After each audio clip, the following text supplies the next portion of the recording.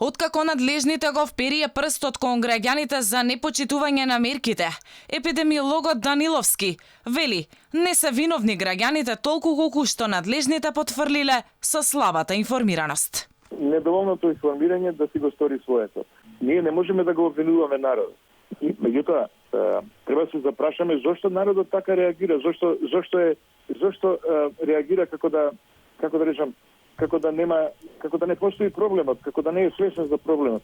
Требаше малку поактивно да се ангажира власта во однос на така наречените тие кампањи пропагандни, за да им се вреже во свеста на граѓаните дека имаме работа со непријател невидлив. Наглиот пораст на корона кривата во земјава е поради избрзаното олабавување, додава тој. Сепак е оптимист дека пикот на вирусот е достигнат, но вели и понатаму останува заканата за разгорување на пожарот. Не требаше толку нагло да се релаксираат мерки. Угостителските објекти не смеева толку нагло да се пуштат да функционираат.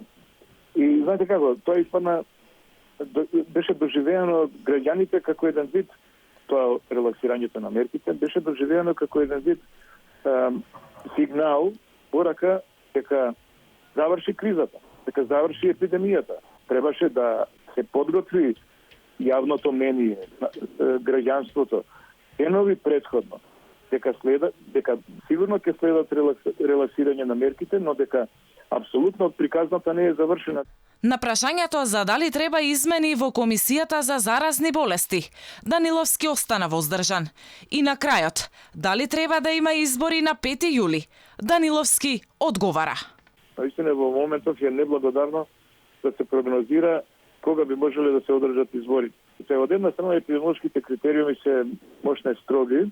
Ако би се следале само епидемиолошките критериуми, ќе треба еден месец да чекаме да нема ниеден зараза. Некако тоа не е објективно реално.